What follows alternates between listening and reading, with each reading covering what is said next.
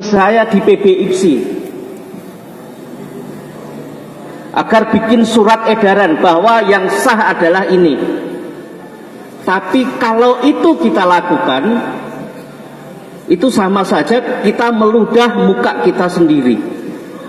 Bagaimanapun juga pihak seberang adalah saudara kita yang harus kita rangkul. Kita tidak akan menggunakan kekuatan formal.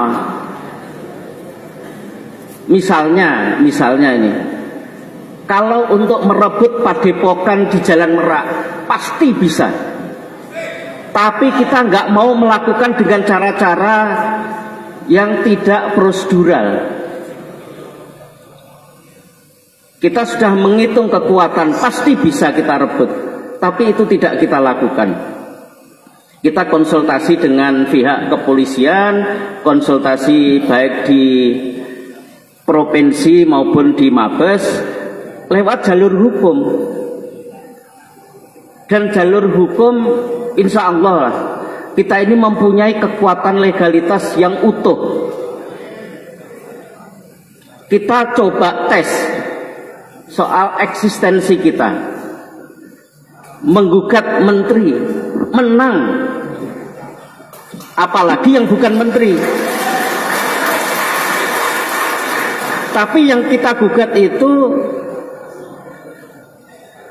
memang pihak otoritas yang menurut kami melakukan kesalahan karena berpotensi memecah belah persaudaraan kita dengan menerbitkan badan hukum yang menggunakan nama sama, bendera sama, lambang yang sama.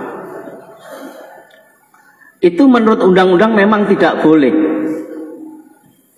Dan ingat, organisasi kita ini syarat dengan lambang-lambang.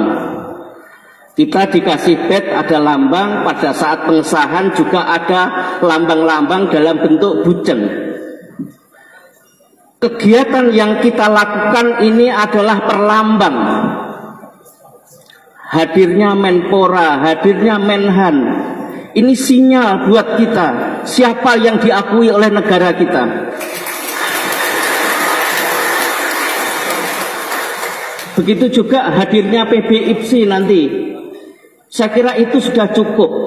Kita harus tetap pegang prinsip menang tanpa ngasorake.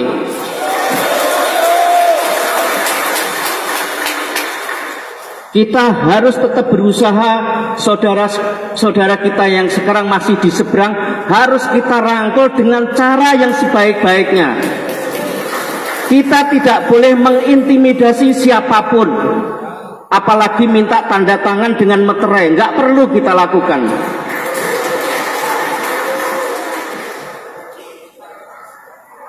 Kalau ketemu harus kita ajak salaman, kita rangkul, kita ajak ngomong yang baik.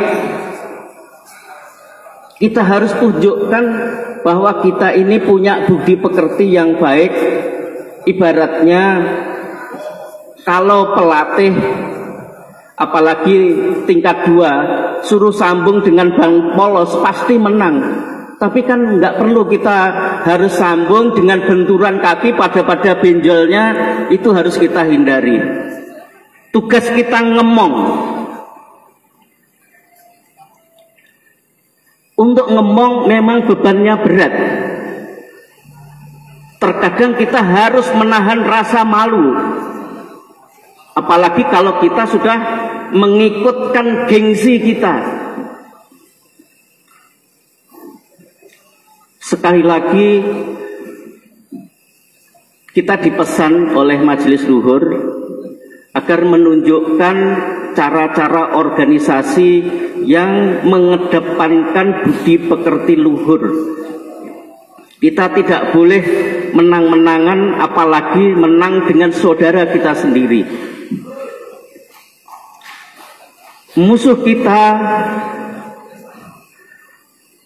menurut ceramah dari Pak Kartiko tadi, adalah bangsa lain yang akan mengganggu keutuhan NKRI, mengganggu bangsa kita. Itulah musuh yang sebenarnya.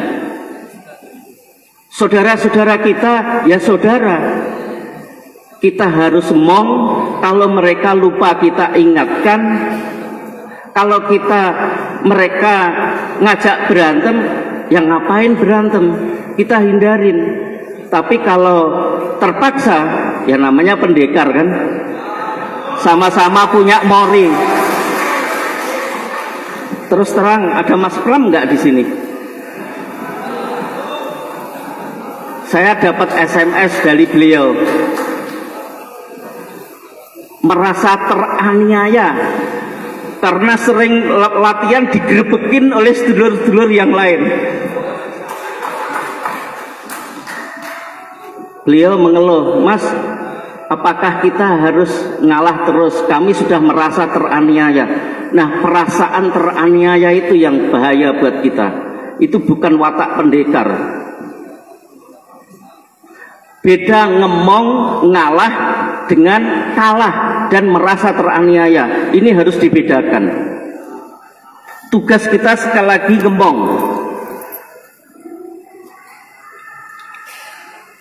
Kita tidak ingin mencari kemenangan dengan siapapun, apalagi dengan saudara kita sendiri.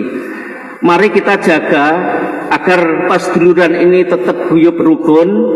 Kita kedepankan cara-cara yang berbudi luhur, menang tanpa ngasorake, dan kalau perlu ngeluruk tanpa bolo ya nggak ada masalah. Ini yang harus kita lakukan. Jadi sekali lagi mohon maaf kepada sedulur-sedulur saya bukannya takut, bukannya tidak mau untuk menang, tapi tugas kita ngerangkul, tugas kita membangun pasduluran yang guyub rukun seperti tema kita hari ini. Karena hanya ikhtiar kita untuk membangun guyub rukun, kita bisa berkontribusi kepada bangsa dan negara kita ini. Kalau kita berurusan dengan saudara kita sendiri, istilahnya anak-anak sekarang capek deh gitu. Kita nggak mau energi kita buang-buang hanya ribut untuk ribut sesama saudara kita. Biarin saja. Mudah-mudahan dengan tekad kita bersama, dengan keyakinan kita bersama untuk membangun suasana guyub rukun ini, ikhtiar kita untuk mendidik generasi penerus kita, ikhtiar kita untuk memberi manfaat kepada keluarga besar Persaudaraan Setiati Teratim maupun kepada bangsa dan negara ini bisa kita wujudkan. Saya sebetulnya ingin menyampaikan kepada saudara-saudara terutama program-program yang terkait dengan peningkatan kesejahteraan. Jadi yang pertama, kita sedang memodernisasi sistem pendataan warga, baik warga baru maupun warga lama. Ini Mas Yopi barangkali nanti sore bisa mempresentasikan. Kita juga sudah membangun sistem untuk mengembangkan koperasi dengan Terate Mart dan Terate Pulsa. Ini kaitannya untuk pengembangan kesejahteraan. Kita tidak boleh menutup mata. Banyak saudara-saudara kita ini yang perlu kita tolong. Kita juga perlu mengembangkan prestasi yang semuanya butuh pendanaan, dan kita harus yakin bahwa dengan kekuatan potensi yang kita miliki, setiap warga di setiap tempat, di setiap cabang itu saya yakin ada potensi-potensi ekonomi, potensi-potensi yang bisa membangun kekuatan sosial untuk menunjukkan bahwa kita bisa berprestasi dengan baik. Alhamdulillah kami sering komunikasi dengan Pak Menpora, dan amanah yang cukup berat yang menjadi PR buat kita adalah menjadikan Madiun sebagai kampung silat dunia.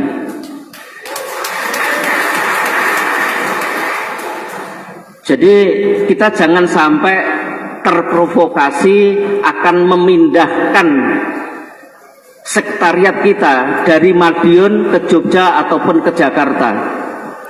Karena di dalam ADART itu sudah eksplisit dan kita sadar betul kita harus melaksanakan ADART itu dengan sebaik-baiknya. Nah, pertanyaannya, kenapa sekarang kita terpaksa harus pindah sementara ke Jogja? Sekali lagi, karena kita tidak ingin konflik dengan saudara kita sendiri. Untuk sementara kita ngalah. Pada saatnya kita akan kembali ke Madiun.